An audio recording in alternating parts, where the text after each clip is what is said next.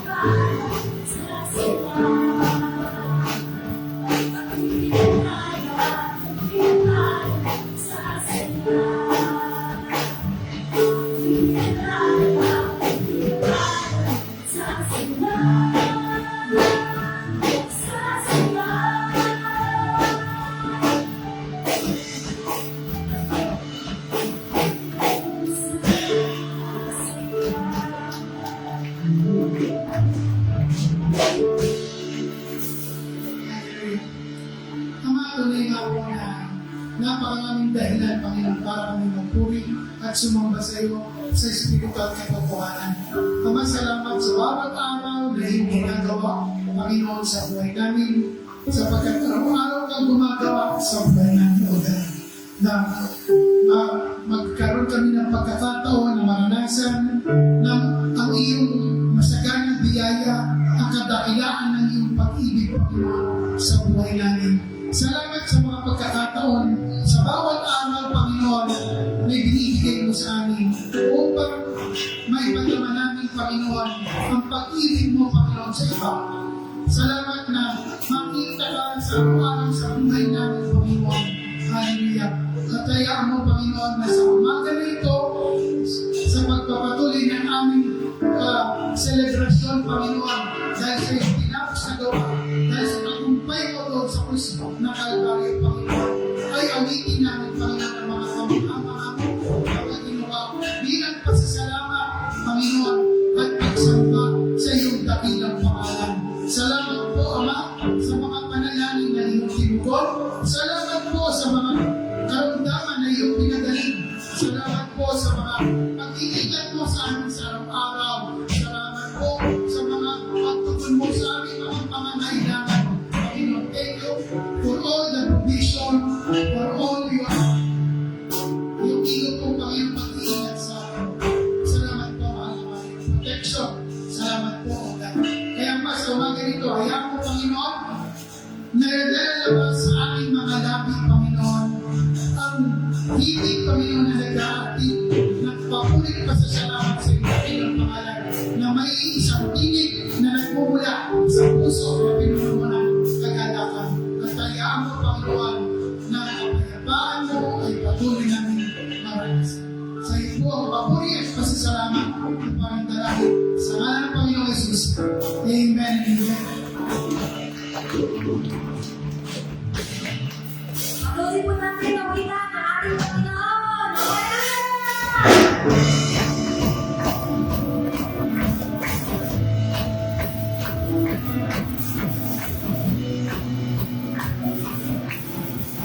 Hallelujah!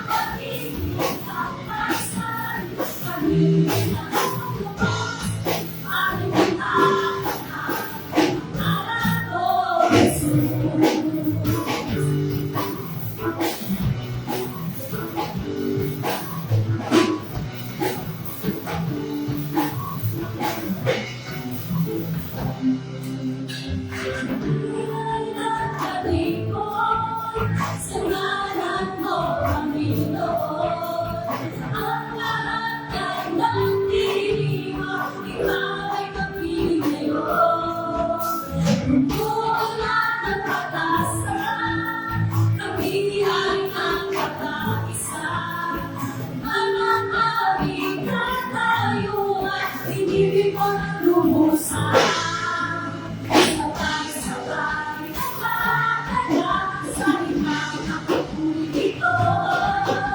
Sabay-sabay naglalakad sa sayaw ng apoy sa'yo. Ikaw ang hakang pag-ibig, lampas lagi sa amin.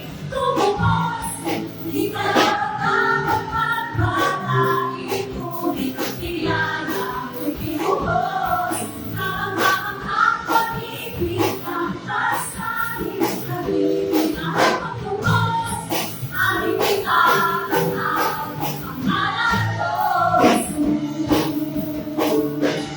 Kapag-kapag pag-ibig ang pasanin sa amin. Tumubos, di ka dapat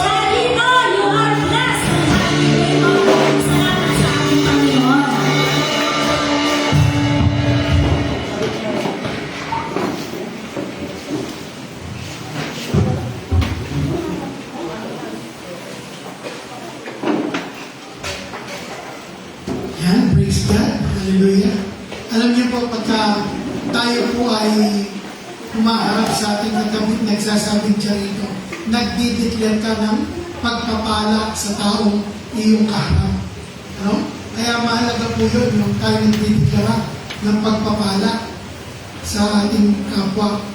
Yan po ang ugali ng mga taong pinagpala, nagdideclare ng pagpapala. Amen? Nagiging pagpapala sa iba. So, hallelujah. Napakasaya na makita daw ang mga magkakapatid na sama-sama na sumasamba sa Panginoon. Hallelujah. Totoo ba yun? Masaya ka ba? Nakita mo yung kapatid mo ngayon? Nakasama mong sumamba. Hallelujah. So, salamat sa Panginoon. So, kung yung nakaraan po nating topic, wala po tayong kuryente, kung naalala nyo. It is, Father's Day noon. Talaga ang Father's Day, wala tayong ilaw. Kasi napundi yung ilaw.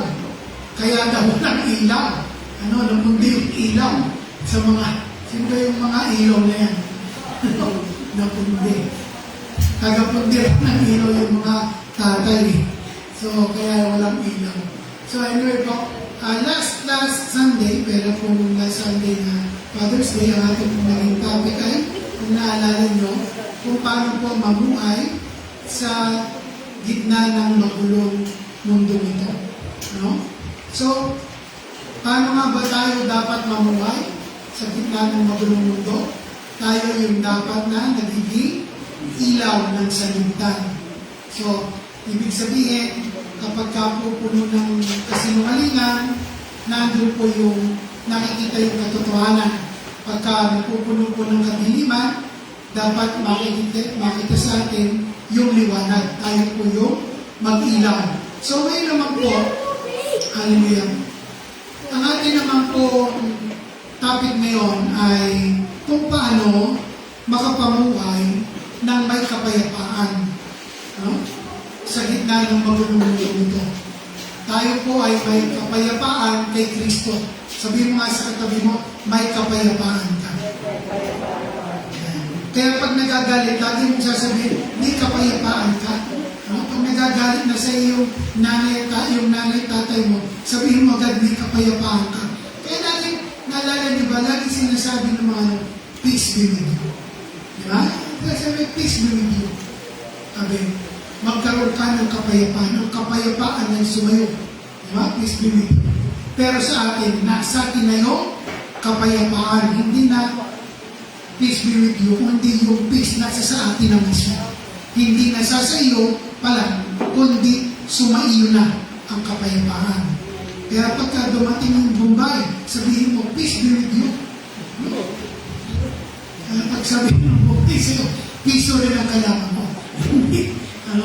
So, yan. So, tayo pa ay may kapayapaan, tayo na kahit Kristo na. So, ito po ang ating mensahe na dapat mapakinggan ng bawat isa po sa atin.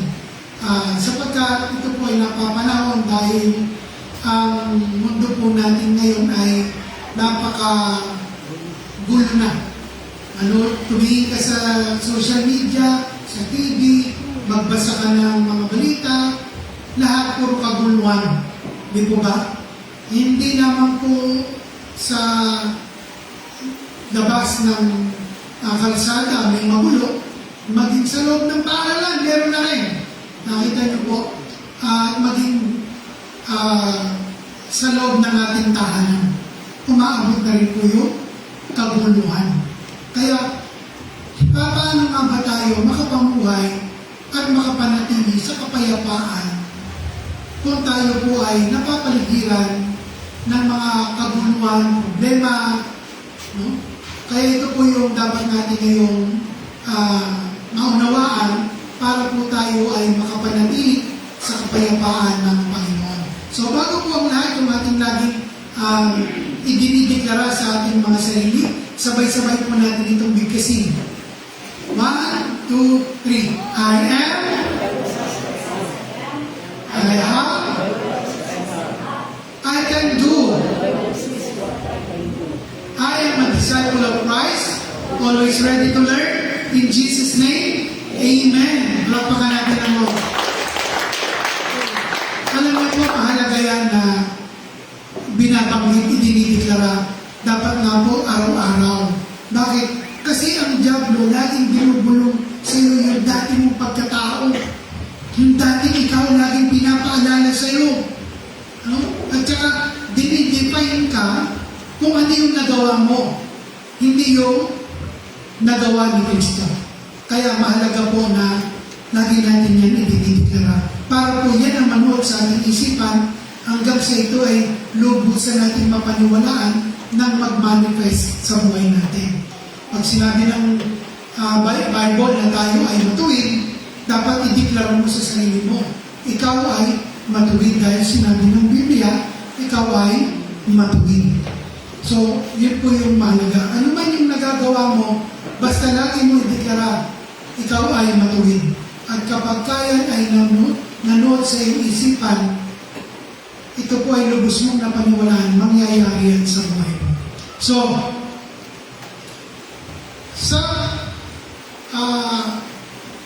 bago po ang lahat, ayaw po na akong manalangin. Ama, salamat po Ama sa umaga nito na kami po ay muli mong tuturuan ng mga katotohanan mula sa salita ng Panginoong Hesus sa pamamagitan po ng pagtuturo ng Panginoong Banal na Espiritu. Salamat din po Ama sa bawat pagkakataon na kami magkatipon, makapag-aral at matuto upang matanggap namin at maunawaan ng maliwanag, maluwag sa aming puso at isip ang mga katotohanan ito at ito po ay aming may pamuhay. Salamat po mahal naman sa lahat namin gagawin. Ito ay maging makapagbigay lang ng kapurihan sa iyong dakilang pangalan at pagpapala naman po sa bawat isa na makakaparinig. Salamat po Ama, ito ang dalangin sa ngalan ng Panginoong Hesus. Amen and Amen. Pagpakan natin sa Lord. Hallelujah. So, ang kaguluhan na nakikita natin sa mundong ito ay nagdudulot po ito sa atin ng pag-aalala, takot, pangamba, duda, minsan discouragement. Ano? Nagdadala sa atin ng discouragement. Nadi-discourage tayo. Pero, ang tanong, paano nga ba tayo makapamuhay ng may kapayapaan sa kabila ng lahat ng kabuluhan na ating nakikita, and even ating nararanasan? Hindi mo may kakaila na katotohanan ng kabuluhan ay nasa atin na po, ay labis na po sa ating daigdig. Kahit sa katumingin, di ba, sa gobyerno, minsan may nakausap po ako nung nakaraang Friday, isang mananampalataya din. Alam niyo po ang sabi niya, Pastor, ayaw ko na po manood ng ayaw ko nang tumingin sa social media kasi nakikita ko yung nangyayari sa ating gobyerno, sa Senado, tinutubuan po ako ng galit kasi nakikita ko yung kasinungalingan at yung panluloko ay hayagan na. Sabi niya, tinutubuan po ako ng galit, nadatangay po ako para magkaroon ng puot sa aking puso. So nagkakaroon na siya ng galit. So hindi po maganda yun sa isang tao. Kaya ang sabi niya, hindi ko kayang iwasan na magalit, iniwasan ko na lang na manood ng mga nakakagalit. Kaya maganda rin naman po yun na maiwasan kung hindi mo kaya, iniwas ka. Pero ang pinakamahalaga sa lahat, mapagtagumpayan mo ito. Paano mo ito dadalhin? Sapagkat ang kabuluhan, hindi lang nasa social media, maging nasa iyong kapitbahay, nasa loob ng iyong tahanan. Sino po dito yung umabot na yung kabuluhan sa loob ng kanilang tahanan? Oh, wala. Go, praise God, ha? Wala magulo sa tahanan. Ano? Praise the Lord. Ang totoo na, minsan sa mag-asawa, di ba, abot na yung kabuluhan. Di po ba? Hindi magkaintindihan. Anak sa anak, asawa sa tatay sa anak, nanay sa anak. Nandyan po. Lalo na, minsan, may manugang pa. Di ba? Nagkakaroon lalo ng kabuluhan. So, hindi po maiwasan. Pero papaano tayo makapamuhay ng may kapayapaan? So, unang-una po sa lahat, dapat natin maunawaan, matanggap, mapaniwalaan na ikaw ay mayroon ng kapayapaan. At ang kapayapaan nito ay buhat sa Panginoon. Hallelujah. Sabi doon, Romans chapter 5 verse 1. Sabi doon, Romans 5 verse 1, yamang nga na mga inaring ganap sa pananampalataya, mayroon tayong kapayapaan sa Diyos sa pamamagitan ng ating Panginoong Hesukristo. Bakit daw tayo nagkaroon ng kapayapaan? Sa pamamagitan ng ating Panginoong Hesukristo. Kanino tayo may kapayapaan na? Sa Diyos. Bakit tayo nagkaroon ng kapayapaan sa Diyos? Kasi tayo po ay na-reconcile na sa Panginoon, sa Diyos. Dati galit sa atin ng Diyos. Diba? Iniisip natin galit sa atin ng Diyos. Kasi nagkaroon ka ng kasalanan. Kaya iniisip mo, galit ang Diyos. Pinakilala po kasi sa atin ng sanlibutan na ang Diyos ay galit sa atin. Yan po ang sinasabi na kahit ng nanay at tatay mo, sinasabi sa'yo, lagot ka sa Diyos. Galit sa iyo ang Diyos. Yan po ang pinakilala ng sanlibutan sa atin na ang Diyos ay galit sa atin. Hindi po totoo yan. Mahal na mahal tayo ng Diyos. Hallelujah. Kaya, dahil sa kasalanan, tayo nahiwalay sa Diyos, pero sa pamamagitan ng Panginoong Jesucristo, tayo po ay naibalik sa Panginoon. Basahin natin 2 Corinthians chapter 5, verse 19. 2 Corinthians 5:19. Sa mga bagay na ang Diyos kay Kristo ay pinakipagkasundo ang sanlibutan sa Kanya rin, na hindi ibinibilang sa kanila ang kanilang mga kasalanan, at ipinagkatiwala sa amin ang salita na pagkakasundo. Kaya ipinagkasundo ng Diyos ang sanlibutan sa Kanyang sarili sa pamamagitan ng Panginoong Jesucristo. Kaya noong si Kristo ay namatay sa krus ng Kalbaryo at muling nabuhay. Kailan yun? That is more than 2,000 years ago na nangyari. Kaya noon pa lang, pinakipagkasundo na ng Diyos ang mga tao. Ang problema, hindi alam ng tao. Kaya ito yung ating ipinapangaral na hindi nagalit ang Diyos sa iyo, ipinakipagkasundo ka na ng Diyos sa Kanyang sarili. At para pag ito'y nalaman ng tao, pag naniwala ang tao, natatanggap na niya na siya ay kasundo na ng Diyos sa pamamagitan ng pananampalataya. Kaya, ito po yung ating ipinapangaral. Noon pa ay pinakipagkasundo na ng Diyos sa Kanyang sarili sa pamamagitan ng Panginoong Jesucristo. Noon pa man, ang problema, hindi matanggap ng iba dahil hindi pa nila alam. Ang alam nila, galit sa kanila ang Diyos. Kaya, mga kapatid, itong kapayapaan na ito, sabi doon, balik tayo doon, Romans 5 verse 1, ang kapayapaan ito, ang pinakamahalagang kapayapaan na ating nakamit. Maaari, naguguluhan ka, natatakot ka, nawawala yung kapayapaan mo, nababagabag yung puso mo, sa maraming dahilan. Maaaring wala kang pambayad ng bills, maaaring magkagalit kayo ng pamilya mo, ng kapitbahay mo, o ng katrabaho mo, o doon sa eskwelahan mo, maraming bumabagabag sa iyo. Hindi ka magkaroon ng kapayapaan. Pero sinasabi ko sa iyo ngayon, kapatid, ito yung pinakamahalagang kapayapaan na ating natanggap. Sapagkat ano man ang maging kapayapaan natin dito sa mundo, kung wala tayong kapayapaan sa Diyos, wala rin niyang kabuluhan. Makamtan mo man lahat ng kayamanan sa mundo ito, kung ikaw mapapahamak naman na iyong kaluluwa, wala kang mapapala. Kaya kapatid, ito yung pinakamahalagang kapayapaan na nagkaroon ka sa pamamagitan ng Panginoong Jesucristo. Yung kapayapaan natin sa Diyos. Hindi nagalit ang Diyos sa iyo, mahal ka ng Diyos at tinuring ka na niyang anak. Kaya, ito yung kapayapaan. May kapayapaan ka na ba sa Diyos? Kung meron na, hindi mo na dapat pansinin yung ibang mga liliit na bagay para magulo yung iyong isipan, yung iyong puso. Dahil yung pinakamahalagang kapayapaan na kamtan mo sa pamamagitan ng Panginoong Jesucristo. This peace is a divine gift. Ito ay regalo sa atin ng Diyos, ang kapayapaan ito. Hindi ikaw ang gumawa para magkaroon ka ng kapayapaan sa Diyos. Hindi ikaw ang gumawa para makipagkasundo ka sa Diyos. Ang Diyos mismo ang nakipagkasundo sa atin sa pamamagitan ng Panginoong Jesucristo. Kaya ang kapayapaan natin ito ay nakaugat sa pananampalataya at sa relasyon natin sa Diyos sa pamamagitan ng Panginoong Jesucristo. Doon mo nakabase, hindi sa ginagawa mo. Nakabase ang kapayapaan mo.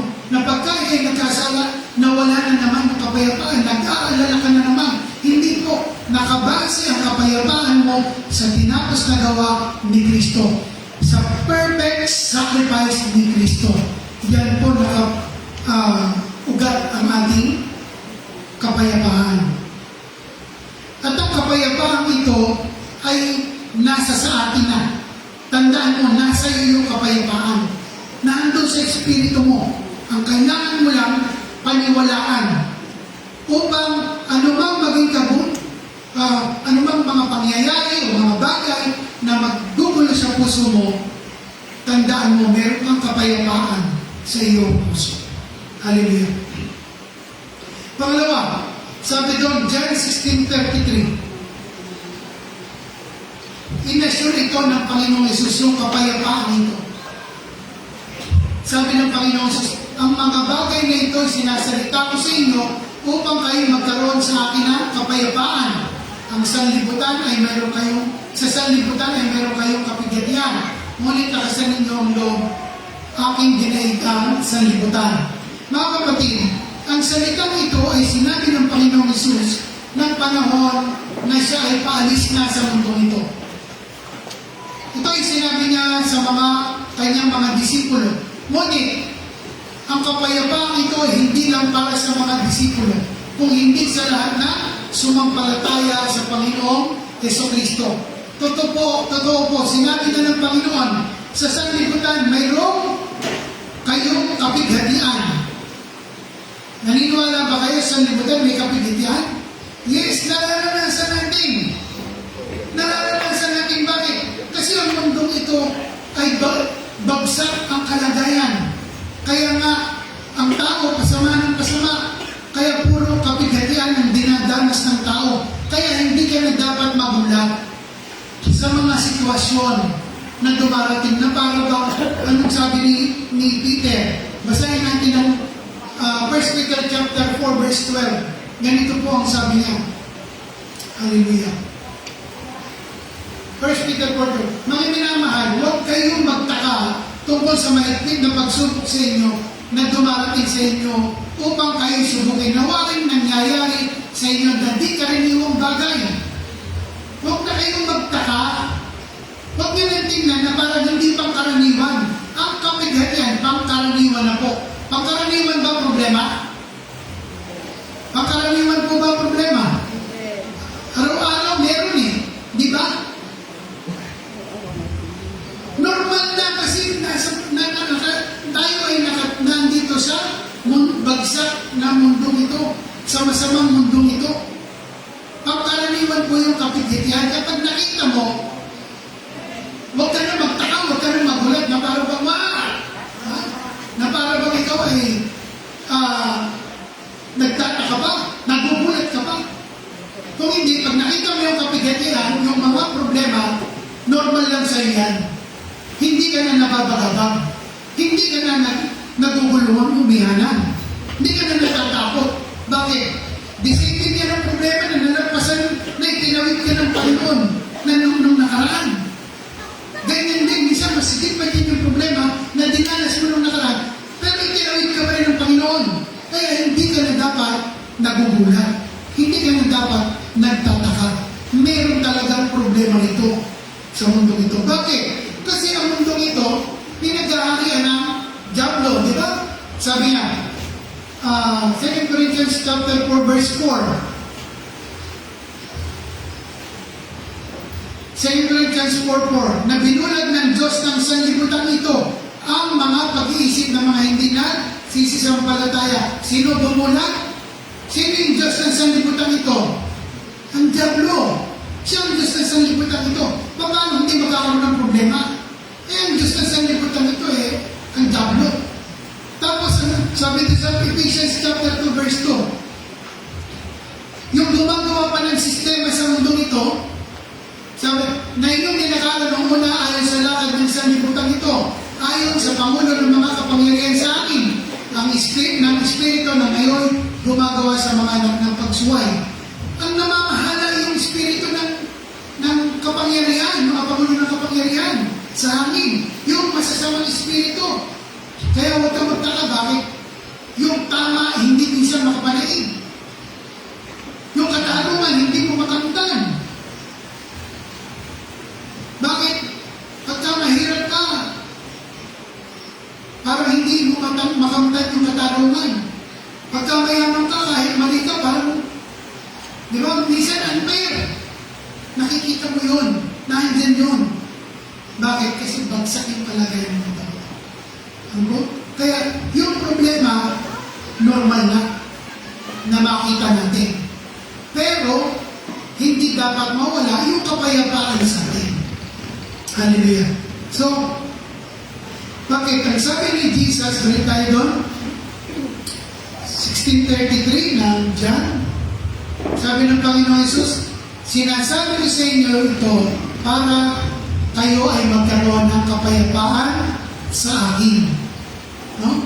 Sinasalita ko sa inyo. So, hallelujah. Ang mga salitang ito ay nagpapahayag, pinapauna na sa atin na mayroong kapigatian sa mundong ito. At para tayo ay magkaroon din ng kapayapaan sa pakikipag-isa naman natin sa Kanya. Pinapauna na niya. Sabi ni Jesus, mayroong kapigatian darating. Pero sinasabi ko ito, para hindi ka na magulat, hindi ka na matakot, para magkaroon ka ng kapayapaan sa pakikipag-isa sa akin. Bakit? Kasi dinaig ko na ang sanlibutan. Napagtagumpayan ko na yan. Lahat ng kahirapan na yan, napagtagumpayan ko na. Kaya tayo po na kay Kristo, oo, mayroong kapigatian, dumarating, nakikita natin, pero hindi tayo natatakot. Hindi tayo nangangamba. Bakit? Mayroong assurance. Sabi ng Panginoon Jesus, dinaig ko na ang sanlibutan. At tayo rin naman, ay dinadaig natin ang sanlibutan sa paanong paraan. Sabi niya, 1 John chapter 5 verse 4. 1 John chapter 5 verse 4. Sapagkat ang sino mang ipinanganak ng Diyos ay dumadaig sa sanlibutan. Sino po pinanganak ng Diyos dito? Sino po anak ng Diyos dito? Parang hiya kayo taas sa kamay mo. Ay, ayun. Kailangan i-claim mo. Tinitignan ng Diyos kung ikay naniniwala na anak ka niya. Kasi sa pamamagitan ng ito na pananampalataya, dati rin hiyang-hiya ako pag sinagtanong yung pastor, sino anak ka na ba ng Diyos? Sino ang anak ng Diyos dito? Di ako makataas ng kamay. Kasi alam ko sa sarili ko, nagkakasala pa ako may ginagawa pa akong kalokohan. Ano? Hiyang-hiya ako. Kahit ako di ako kapaniwala, anak ako ng Diyos. Ako nga, di maniwala Di ba? Pero, kung tunay ka sumampalataya sa pinapasagawa ni Kristo, anak ka ng Diyos. Naniwala ba kayo sa pinapasagawa ni Kristo? Kung kayo anak ka ng Diyos, ginawa ka niyang anak. Hindi sa nagagawa mo, kundi sa pinapasagawa ni Kristo. Kaya tayo naging anak na Diyos. Naunawa po natin, kaya paniwalaan mo na anak ka ng Diyos kasi hindi naman ikaw ang gumawa naniniwala ka ba? Anak ka ng nanay mo? Anak ka ng tatay mo? Di ba? Naniniwala ka ba ron? Kahit hindi mo paniwala, hindi mo mayalis yung katotohanan. Na inanakan niya anak ka niya. So, ganun din yung anak ng Diyos. Minsan, hindi natin mapaniwala, pero kung tunay ka sumampalataya sa tinapos na gawa ni Kristo, anak ka ng Diyos. Kaya sabi mo sa katabi mo, anak ka ng Diyos. Anak ka ng Diyos. Hallelujah. So, kaya nga, ang sabi doon, balik tayo ng 1633, na pagtatagumpayan natin, dyan muna. At ito ang pagtatagumpay na dumadaig sa sanlibutan sa pamamagitan ng ay ang ating, ano daw ang dumadaig sa sanlibutan? Yung ating pananampalataya. Kaya nga mga kapatid, yung iyong pananampalataya, kung ikaw'y sumasampalataya, nadadaig mo sa sanlibutan. Ngayon, kung hindi ka sumasampalataya, hindi mo talaga madadaig ang sanlibutan. Kaya tayo'y nadadaig din kung napagtagumpayan na ng Panginoong Kristo ang sanlibutan, nadadaig din natin ang sanlibutan sa pamamagitan ng pananampalataya at ipinagkakaloob sa atin na mga sumasampalataya ang tagumpay. Sabi niya, 1 Corinthians chapter 15 verse 57. Hallelujah. 1 Corinthians 15 verse 57. Datapwat salamat sa Diyos na nagbibigay sa atin ng pagtatagumpay sa pamamagitan ng ating Panginoong Jesucristo. Hindi ikaw yung lumalaban para magtagumpay. Gumagawa ka, lumalaban ka sa buhay nito mula sa tagumpay ng Panginoong Jesucristo. Ibig sabihin, hindi ka nagbabaka sakali. At hindi sa pamamagitan mo yung tagumpay. Yung tagumpay, regalo. Ano ba yung nagiging pakibaka natin sa mundong ito? Hallelujah. May mga sitwasyon sa buhay natin na hindi na, may mga sitwasyon sa buhay natin na yung iba kontrolado mo. Yung iba naman hindi mo kontrolado. Yung kontrolado mo sa pamamagitan ng karunungan ng Diyos, nagagawa natin. Pero yung pagtatagumpay, sa Diyos nagmumula. Ibinibigay lang sa atin. Yun ang mga naintindihan po, naunawaan natin. Yung mga, ulitin ko po, yung mga bagay na kontrolado natin, yung kaya natin gawin, yung under our control ng mga sitwasyon sa buhay, nagagawa natin ayon sa karunungan ng Diyos na pinagkaloob sa atin. At ang pagtatagumpay natin doon ay kaloob ng Diyos. Regalo. Sa Diyos nagmumula ang tagumpay. Yun namang hindi natin kontrolado. Ito naman ay pinagkakatiwala natin sa Panginoon. Hallelujah. Kaya yung kapayapaan natin, hindi nawawala. Yung mga bagay na hindi mo kontrolado, ang sabi doon, hallelujah. James 5:16.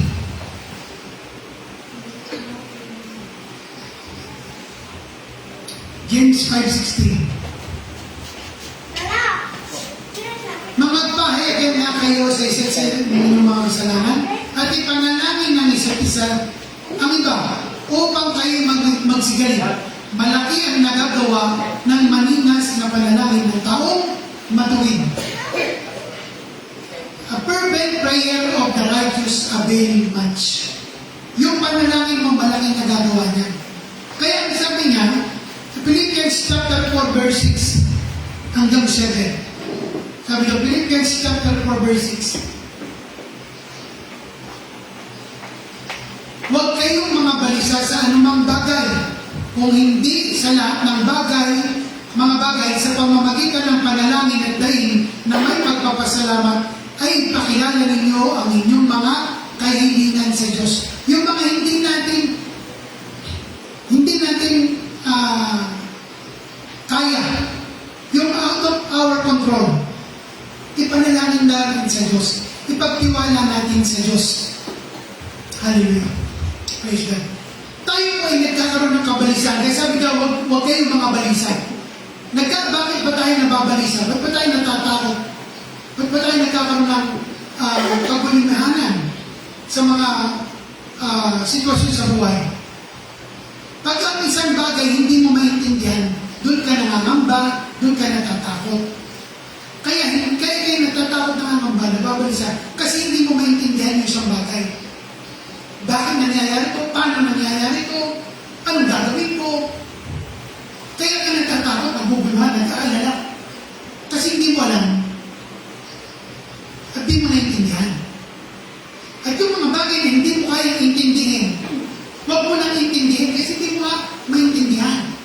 Kung hindi, ipagkatiwala mo sa Diyos. Yung mga bagay na hindi mo maunawaan, ipagtiwala mo yun sa Diyos. At ang sabi diyan, ipakilala ninyo. Ano? Huwag ka daw mabalisa. Kasi yung kabalisan, walang magagawang mabuti sa inyo yan. Ang sabi nga, Matthew chapter 6, mamaya babalik din tayo. Matthew chapter 6 verse 26. Matthew 6:26. Tingnan natin. 27.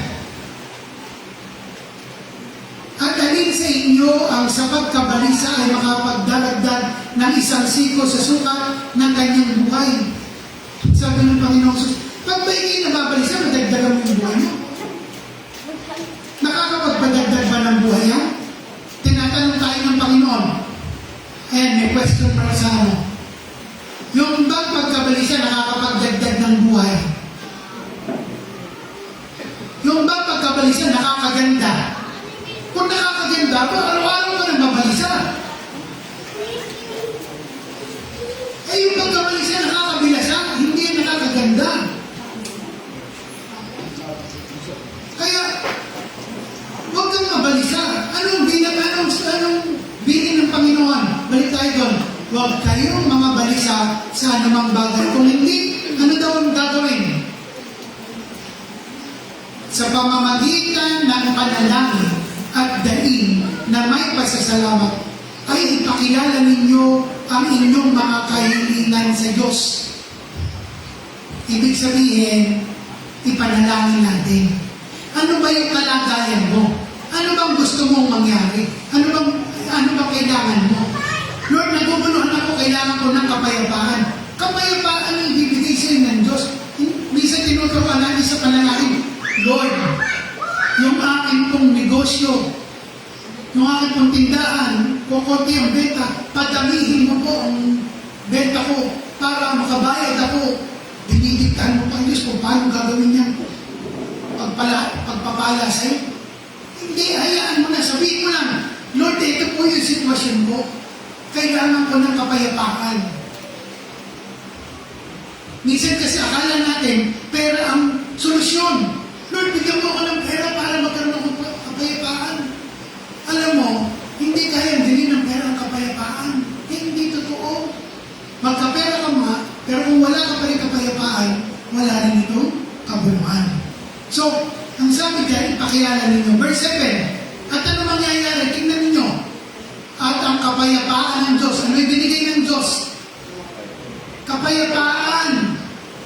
At ang kapayapaan ng Diyos na di masayod na pag-iisip ay mag-iingat sa inyong mga puso at ng inyong pag-iisip kay Kristo Jesus. Kung paano yung problema hindi mo maintindihan, yung kapayapaan din ng Diyos na hindi rin maabot ng iyong isipan ang mag-iingat sa iyong puso at sa iyong pag-iisip. Yun po yung mag-iingat sa iyo. Kaya yung kapayapaan nasa iyo pa rin. Naunawa po natin, tinuturuan po tayo ng Diyos paano tayo makapamuhay ng may kapayapaan sa gitna ng napakabulong mundo ito. Sa gitna ng napakadaming problema sa mundo ito. Hindi mo na kailangang lumingon. Nasa harapan mo na yung problema. Tingnan mo yung katabi mo. Hindi problema yan. Yan ang tutulong sa problema mo. Baka yung sabihin mo, problema nga, pastor, malaki. Pagtingin mo sa katabi mo, problema nga. Paano mo haharapin kapag ang problema mo ay yung mukha mo? Ano? Paano mo haharapin mo? How can you face the problem if your problem is your face? So, ipanalangin natin at ang kapayapaan ng Diyos ang mag-iingat sa atin. Hallelujah. So, huwag mong dalhin sa Diyos yung iyong, kung ikay Hallelujah. Praise God. Balikan tayo sa 6. Sa 6. Sa pamamagitan ng panalangin, dahil na may pagpasarap, ipakilala ninyo sa inyong ang inyong mga kahilingan sa Diyos. Yung hinihiling mo, Lord, kailangan ko po ng kapayapaan. Lord, kailangan ko po ng kapahingahan. Yun ang ating hiling sa Diyos. Huwag mong dalhin sa Diyos yung, Lord, ito yung problema ko. Lord, ito yung ganito kalaki yung problema ko. Na parang hindi alam ng Diyos na may yung problema mo. Alam na ng Diyos kung anong kailangan mo bago mo pahilingin. Huwag yung kailangan mo sabihin mo sa Diyos. Yung problema. Sabihin mo sa problema mo, meron kang malaking Diyos. Di ba? Hindi yung problema, malaking problema, ang sasabihin mo sa iyong Diyos. Hindi. Ang hingin mo daw, yung kailangan mo. Naunawang po natin? Hallelujah. So, dapat, pag nananalangin ka, naniniwala ka. Hindi dapat pag nananalangin ka, na parang hindi ka naniniwala. Kaya nga, sabi doon, James chapter 1, verse 6 to 8, basahin natin. James chapter 1, verse 6 to 8. Ngunit, humingi siyang may pananampalataya. Pag humingi ka sa Diyos, dapat daw mayroong pananampalataya na walang anumang pag-aalinlangan. No doubt. Wala dapat pag-aalinlangan. Sapagkat yaw nag-aalinlangan ay katulad ng isang alon ng dagat na itunutulak ng hangin at ipinapadpad sa magkabi-kabila. Next verse.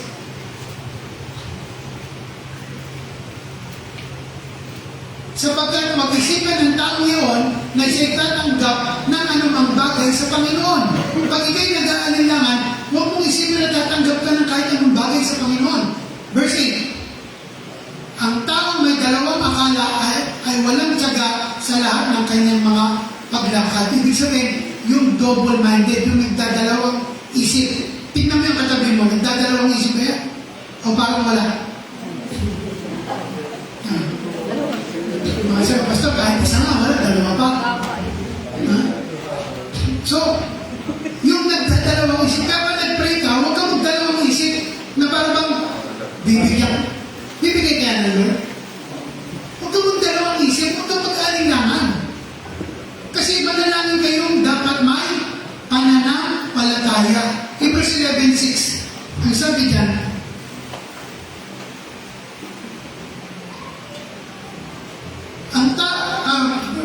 Hebrews 11:6. At kung walang pananampalataya, hindi maaaring maging kalugod sa Kanya. Sapagkat ang lumalapit sa Diyos ay dapat sumasampalataya may Diyos at Siya ang tagapagbigay ganti sa mga sa Kanya'y nagsisihanap. Dapat naniniwala ka na, ay bibigay ng Lord yung aking hinihiling. Naniniwala. Kaya pag naniniwala ka, na ibibigay ng Diyos, ano nangyayari? Nawawala yung iyong worries. Di ba nawawala na yung pag-alala mo? Kasi naniwala ka, bibigay ng Diyos eh. Kaya pag nanalangin ka, pinanalangin mo na si Diyos, huwag ka nang mag-alala. Kasi yun ay sign ng pananampalataya pag wala ng worry. Kaya if you pray, do not worry. If you worry, do not pray. Huwag ka nang manalangin. Kasi yung taong nagdadalawang isip ay huwag umasa, tatanggap pa mula sa Diyos. Amen? So, kaya pag nanalangin ka, huwag ka nang mag-worry. So sabi doon, at ang kapayapaan ng Diyos ang mag-iingat sa atin. Anong kapayapaan nito? John 14:27. Anong klase kapayapaan nito? Ang sabi ng Panginoong Jesus, anong kapayapaan ang iniwan sa atin ng Panginoon? John 14:27. Ang kapayapaan ay iniiwan ko sa inyo. Ang aking kapayapaan na binibigay ko sa inyo, hindi gaya ng ibinibigay ng sanlibutan. Ang ibinibigay ko sa inyo, huwag magulmihanan ang inyong puso, ni matakot man. Nakita niyo yung paalala ng Panginoon, huwag magulmihanan ang inyong puso, ni matakot. Do not worry, do not fear, do not be afraid. Huwag kang matakot. Dahil yung kapayapaan na binigay ng Diyos, ng Panginoon sa atin, hindi katulad ng kapayapaan na ibinibigay na sa libutan. Ang sanlibutan nagbibigay ng kapayapaan.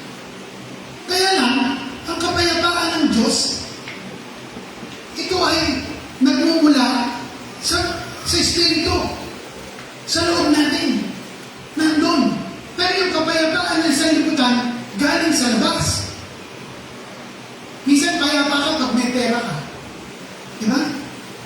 Pagka secured yung, may paggawa mo na yung bubong nyo, wala kang tumutulong pag umulan, payapa ka na kahit dumating pa yung bagyo. No? Pagbayad ka na sa utang, kahit dumaan si Gumbay, payapa ka na. No? Pero yung kapayapaan na yan, ay pansamantala lang na kapayapaan. Hindi yan pangmatagalan. Yun ang kapayapaan na binibigay ng sanlibutan. Nakabase siya sa mga nangyayari. Nakabase siya sa mga bagay na nauukol sa nasisira, nauubos. Pero yung kapayapaang buhat sa Diyos, hindi nawawala.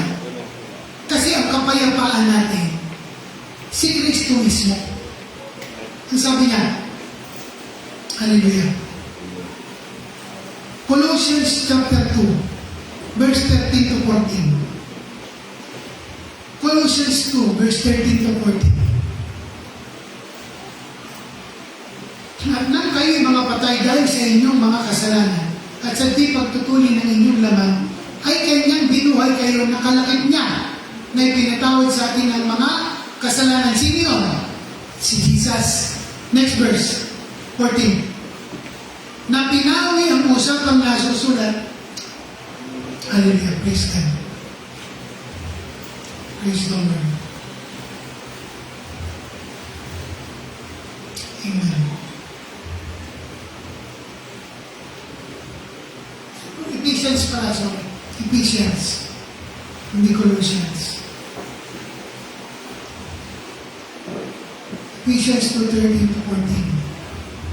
Sabi niya, datapon ngayon kay Kristo Jesus kayo na noong panahon ay nalalayo, ay inilapit sa dugo ni Kristo. Tuloy, 14.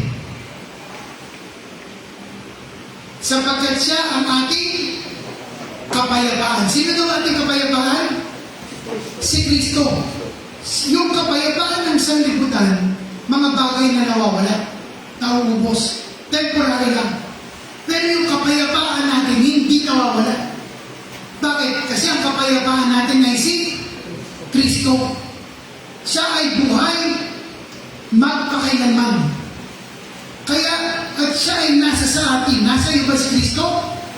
Kung nasa iyo si Kristo, yung kapayapaan, hindi yung nawawala sa iyo. Naandun. Kailangan lang, ma-acknowledge natin na meron ng kapayapaan. Ano man ang kaguluhan na makita mo, dumating sa iyo, lagi mong alalahanin, mayroon kang kapayapaan. Kaya hindi ka dapat matakot, magulimayanan, mabalisaw naman. Kaya, hindi nawawala sa atin ang ating, hindi kaya alisin sa atin o nakawin yung kapayapaan sa atin na anumang mga pangyayari sa mundo ito. Nakikita mo yung gobyerno, nagkakagulo sila, hindi nawawala yung kapayapaan mo. Bakit? Kasi si Kristo ang kapayapaan mo. Higit kahit sa mga nangyayari sa sanlibutan ito. Si Kristo, higit sa nangyayari sa sanlibutan ito. Higit sa kabuluhan. Si Kristo, higit sa iyong pangangailangan. Kaya, yung kapayapaan, nananatili sa iyo magpakailanman. Amen? Hallelujah. 1 Timothy chapter 2, verse 1 to 2. Hindi lamang yung pangangailangan mo ang ipanalangin mo para ikaw ay makapamuhay ng payapa. Kung hindi, 1 Timothy chapter 2, verse 1 to 2, kung hindi, pati rin naman yung sa ibang tao. Dapat ipinapanalangin din natin. Kasi hindi na ikaw nabubuhay sa mundo ito. Paano yung iba? Ang sabi niyan, una-una sa lahat, nasa lahat ng mga bagay, inaaral ko na manain, manalangin, mamagitan, at magpasalamat na patungkol sa kanino raw? Patungkol kay sa lahat ng mga tao. Ano yun? Manain, manalangin, mamagitan, magpasalamat na patungkol sa lahat ng mga tao. No? Kaya, ibig sabihin, magpasalamat ka. Pag nakita mo yung kapitbahay mo, may malaking rep, may dumating na malaking rep, wow, thank you Lord, pinagpala mo sila. Hindi yung ingit na ingit ka. No? Dapat nagpapasalamat ka. Next verse 2. Ang mga hari at ang lahat ng nasa mataas na kalagayan, pati daw yung mga pinuno natin sa bayan, ipanalangin natin. Bakit? Upang tayo mga buhay ng tahimik at payapa sa buong kabanalan at kausayan. Alam niyo, naranasan ko yan. Minsan umuwi ako ng gabi, no, ako nag-aaral pa. Galit na galit yung mother ko. Ganun kasi ang ugali nun. Malayo ka pa sa pintuan ng bahay na narinig mo na yung bibig, yung boses. Nasa na naman yung kuya nyo na yan, gabi na hindi pa umuwi. Naku, galit na naman. Alam nyo, bago ako pumasok, nag-pray ako. Sabi ko, Lord, papayapain mo po yung loob ng aking ina. At pag uwi mo sa bahay, payapa na. Tahimik na. May dala nga ng pamalo. Pero tahimik na. May dala ng pamalo. So, ipag-pray po natin, manalangin tayo, hindi lang para sa sarili natin, kundi para sa ibang tao. Panalangin mo, pagka yung kapitbahay mo, naiinis ka sa kapitbahay mo, ipag-pray mo. Huwag mong sumpain. Yan ang bilin sa atin ng Diyos. Do not curse them, pray for them. Yan ang sabi ng Panginoon. So, hindi lang tayo mananalangin para sa atin, maging para sa ibang tao. Hallelujah. Paano natin nakakamtan ang kapayapaan? Sabi ko, Isaiah 26 verse 3. Tandaan po natin ito, paano natatanggap ang kapayapaan? Paano nararanasan? Maaaring nasa iyo na yung kapayapaan ng Diyos. Pero hindi mag-manifest sa buhay mo. Lagi ka pa rin kinakabahan, lagi ka pa rin nag-aalala. Pero may kapayapaan ka na ng Diyos.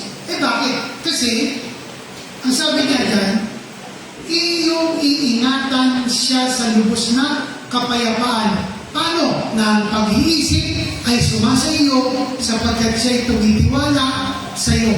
Ibig sabihin, yung iyong isip naka-focus sa Panginoon, sa magagawa ng Panginoon, hindi sa magagawa mo. At ikaw, yung pagtitiwala mo, nasa Kanya. Kaya, ikaw, iniingatan ka ng Diyos sa pamamagitan ng Kanyang kapayapaan. Naunawa po natin, iniingatan ng Diyos ang lahat ng nagtitiwala sa Kanya. Amen? So, ano ang dapat nasa isip natin? Romans 8 verse 6. Dapat ang nasa isip natin ang Panginoon. Romans 8:6. Sabi, sapagkat ang kaisipan ng laman ay kamatayan. Datapot ang kaisipan ng Espiritu ay buhay at kapayapaan. Pagka ang isip mo lagi nasa mga bagay sa mundo ito, mga bagay na ukol sa naman, hindi mawawala yung iyong kabalisahan. Lagi kang may takot, pag-aalala. Pero kung ang isip mo ay ukol sa Panginoon, ito ay nagbubunga ng buhay at kapayapaan. Kaya, bantayan mo kung ano yung nilalaman ng iyong isip. Pag nawawala na yung kapayapaan sa iyo, tignan mo yung isipan mo. Ano ba yung nasa isip ko? Ba't ako na tatakot? Bakit ako nag-aalala? Ano ba yung nasa isip ko? Bantayan mo kung yung nasa isip mo. Amen? Philippians chapter 4 verse 8 to 9. Ano ba ang dapat na nasa sa isip natin? Tingnan natin ang sinasabi ng Biblia. Ano ba dapat ang nasa isip natin? Katapos-tapusan mga kapatid. Hindi pa tayo tapos ha? Binabasa ko lang. Katapos-tapusan mga kapatid.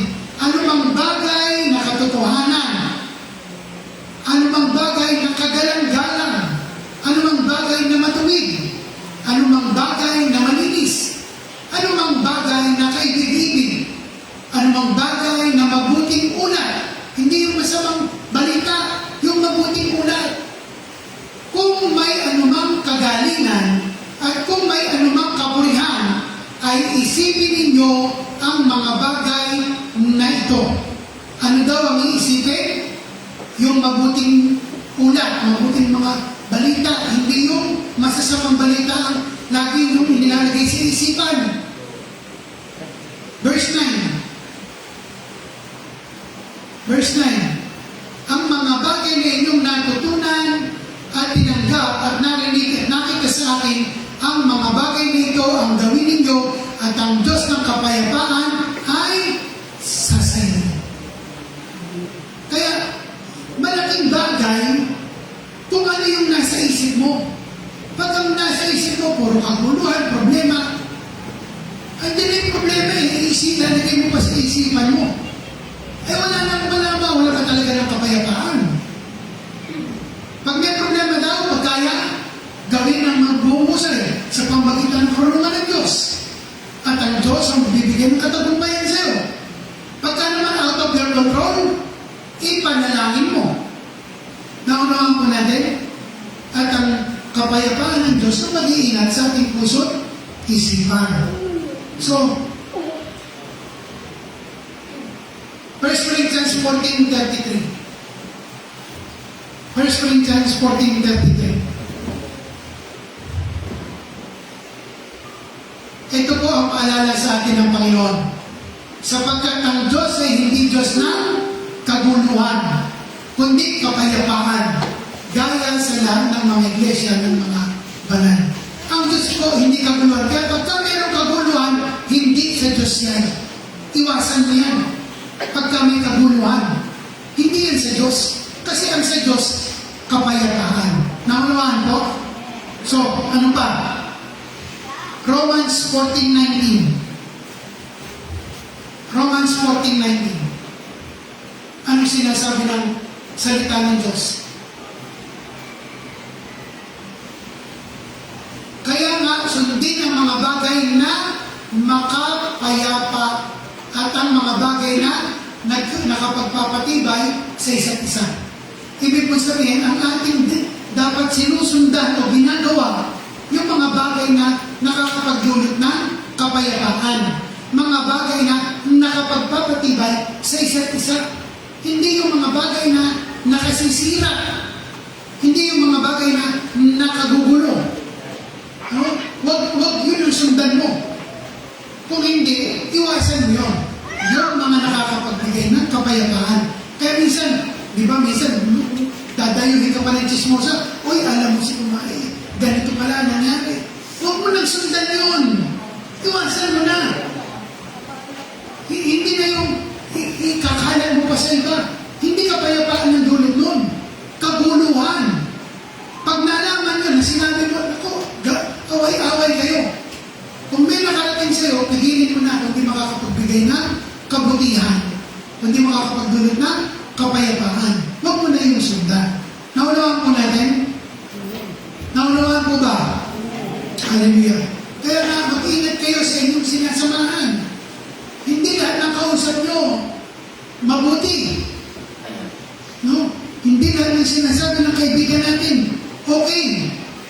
Pagka makakagulo, makakasira, lalo na sa relasyon nyo ng Diyos, huwag mo nang pakinggan yun. Amen? Hallelujah. Colossians 3:15. Ang mga kaguluhan nandyan na. Huwag mong hayaan na yung kaguluhan maghari sa puso. Ang sabi dyan, at maghari sa inyong puso ang kapayapaan ni Kristo, na di ay tinawag din naman kayo sa isang katawan at kayo maging mapagpasalamat. Kapatid, tinawag ka para sa kapayapaan, hindi para sa kaguluhan. Hindi tayo iniligtas ng Diyos para lang matakot, mangamba, mabalisa. Si Kristo namatay para tayo magkaroon ng kapayapaan. Hindi yung bayarin mo ang makakapagpagulo lang sa'yo. Higit si Kristo sa bayarin mo. Higit ang biyaya ng Diyos sa problema mo. Higit ang biyaya ng Diyos sa kasalanan mo. Huwag mong hayaan yung kapayapaan na nasa sa atin. Sino ang kapayapaan natin? Si Kristo ay mabaliwala dahil lang sa bayarin mo.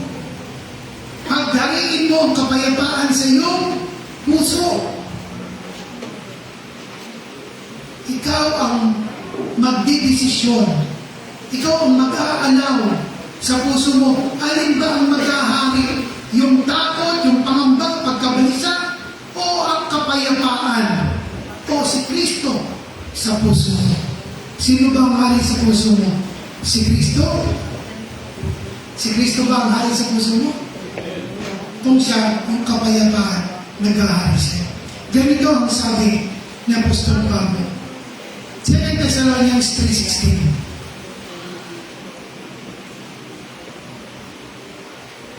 At Second Thessalonians, ngayon ang Panginoon din ng kapayapaan. Sino ang Panginoon ng kapayapaan? Sino ang Panginoon ng kapayapaan? Si Jesus. Sino ang Prince of Peace? Si Jesus. Ngayon ang Panginoon din ng kapayapaan ay magbigay-nawa sa inyo ng kapayapaan sa buong panahon at sa lahat ng paraan. Ang Panginoon ay sumainyo na wala. Yan po ang deklarasyon sa atin. Yan ang tanggapin mo. Hallelujah. Kaya, mga kapatid, kung si Kristo nasa sayo, makakapamuhay ka ng may kapayapaan kahit na anong sitwasyon ng buhay mo. Amen? Gusto ng Diyos, may kapayapaan ka. Ayaw niya na nagugulo ka. Ayaw niya na natatakot ka. Kasi nagdudulot ito ng sakit, anxiety, trauma. Nagdudulot ito. Kaya nga ang gusto ng Panginoon, magtiwala sa Kanya at magkakaroon ka ng kapayapaan sa puso mo. Amen? Hallelujah. Tayo ulit ito ngayon. Last verse, Romans 15, verse 30.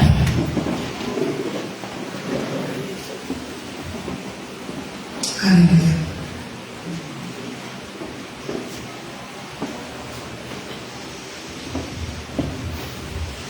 Ito po ang kalooban ng Panginoon sa atin. Ang sabi niya, puspusin nga kayo ng Diyos ng pag-asa, ng buong kagalakan at kapayapaan sa pananampalataya. Nakita niyo po, kung babasahin niyo po ang mga sulat ni Pablo,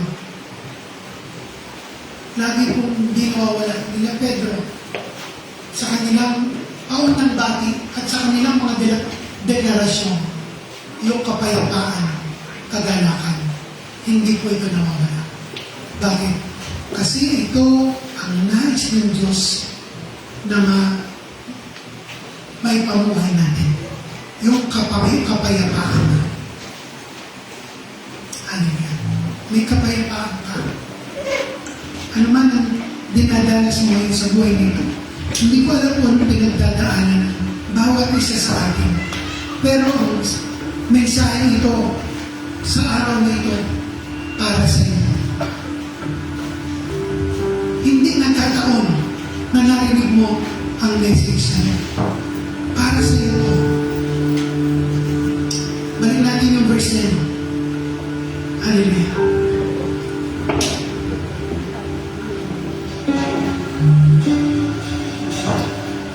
Sabi niya, puspusin nga kayo ng Diyos ng pag-asa, ng buong kagalakan at kapayapaan sa pananampalataya, upang kayo'y managana sa pag-asa sa pamamagitan ng kapangyarihan ng Espiritu Santo. Kapatid, huwag kang mawawala ng pag-asa.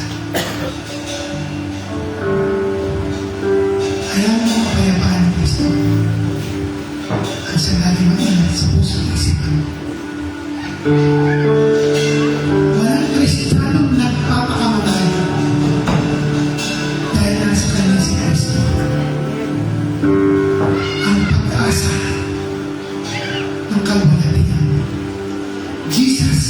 tahog at kapakalman.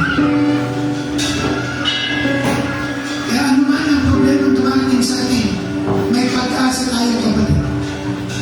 Dahil si Kristo ay nasa sa atin at si Kristo ang pag-asa natin.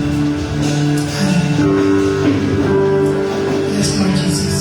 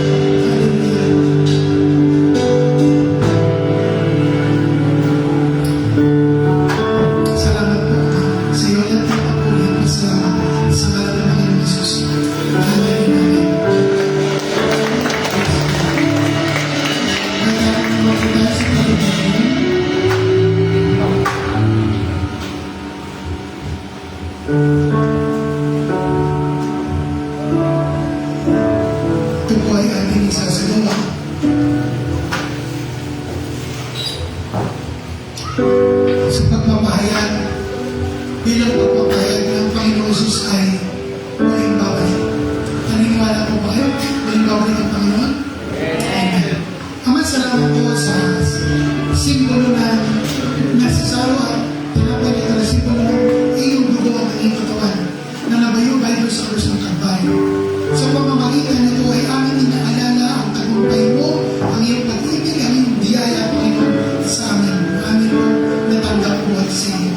Salamat po, mahal naman, at ito kami tatanggapin ng may buong paniniwala at may buong kagalakan sa aming puso na nagkakaisa, Panginoon, bilang magkakapat. Sa iyo po lahat ng kapulian sa ngalan ng Panginoon Jesus.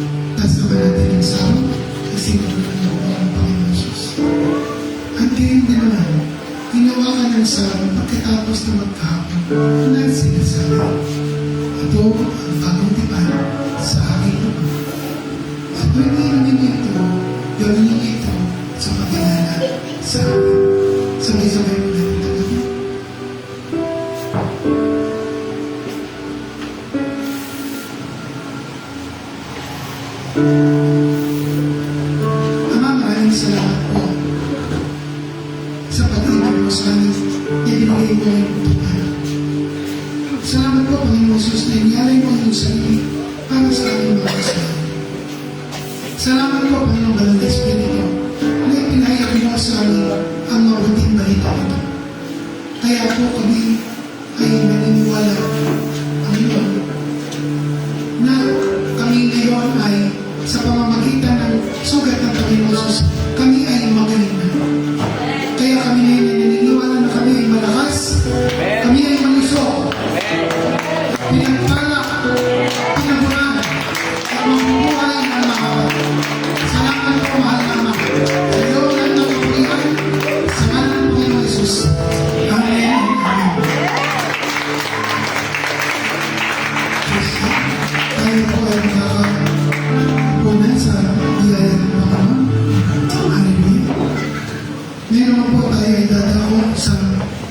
kaloob bilang pagpaparangal sa pangalan ng Panginoon. Hallelujah. Sabi po roon, ito po yung parangalan natin ng Diyos sa pamagitan natin mga kayamanan. Ano? Kaya, yung kayamanan mo ngayon, ito gagamitin natin bilang pagpaparangal sa Panginoon. Gaano ka ba kayaman ngayon? No?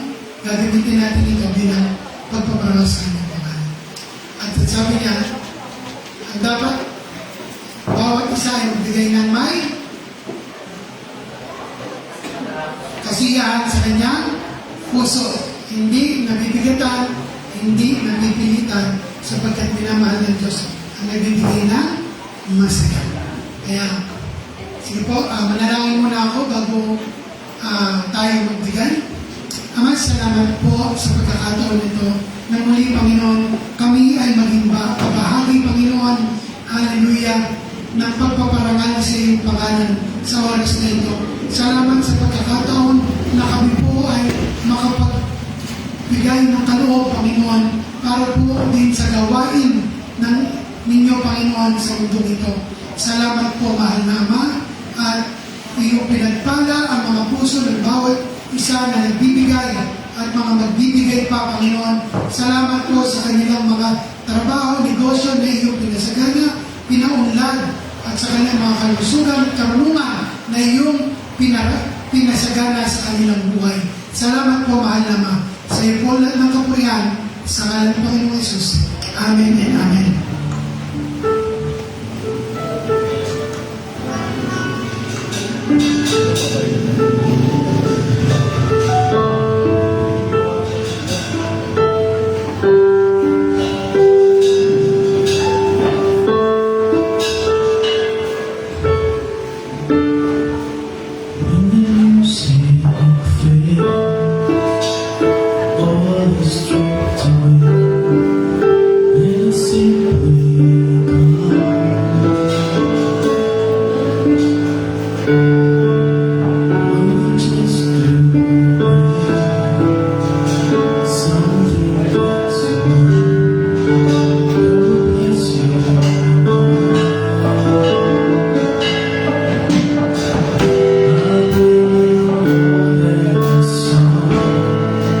For a song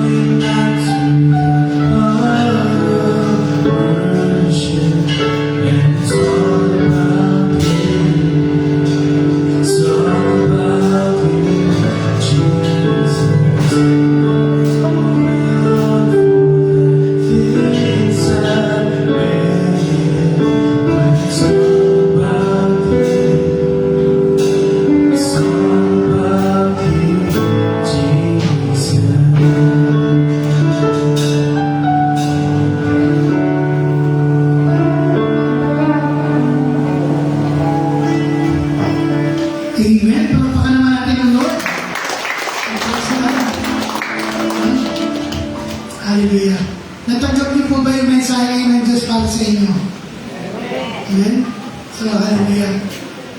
Magulo man ang mundo natin, tayong mga anak ng Diyos makakapanatiling, may kapayapaan. Amen? Hallelujah. So, ako po'y nagpapasalamat sa lahat ng sumusuporta, lalo na sa mga ledgers natin, sumusuporta para po sa gawain ng Lord. Salamat po sa inyo dahil alam niyo po malaking bagay po yun sapagkat kapag kami po mga pangangailangan ng church, doon po natin kinukuha. Kinukuha po tayo yung mga pangangailangan minsan sa Children's Ministry. Yun po ang ating, alam niyo po, doon natin nakuha yung pinang-Christmas party nila noon, ang dagdag. Sa Children's Ministry po galing. Kaya, salamat po sa inyo dahil sa inyo, meron po nadudukot ang church. So, ayan. Salamat po sa inyong katapatan. So, ganun din po sa mamaya, meron po tayo parenting. Mamaya po. Doon po tayo sa likod. Pagpatuloy po natin ng pag-aaral para po sa pagpapalaki ng ating mga anak. Wala pong inaasahan ng Diyos na magkakaroon ng mga matuwid na pinuno ng ating gobyerno, kundi ang mga anak ng mga Kristiyano. Kaya po, tayo naman mga magulang na Kristiyano, dapat turuan natin ang ating mga anak upang mapalaki sila na may matatag na pundasyon, may pagmamahal sa Diyos, may takot sa Diyos, at may pananampalataya sa Diyos. Turuan po natin sila. So para po natin sila maturuan, mag-aaral din tayo. Amen? Hallelujah. Iligtas po natin ang ating mga anak sa sanlibutan. Nakita niyo po, naalala niyo po, may binaring sa Tacloban ng mga estudyante. Estudyante rin ang bumalik, minor de edad. Bakit? Bakit nagawa? Ang totoo problema, hindi po yung mga nagawa nilang kasalanan, hindi po yung crime, hindi yung drugs. Ang problema, nagmula sa nag-aaral para po matuto tayo bilang mga Kristiyano. Amen? So, hallelujah. Pinagpala po ba kayo ng Diyos? Amen? Sige pa tayo na tayo tumayo. At muli, pasalamatan natin ang Panginoon. Purihin po natin ang Diyos.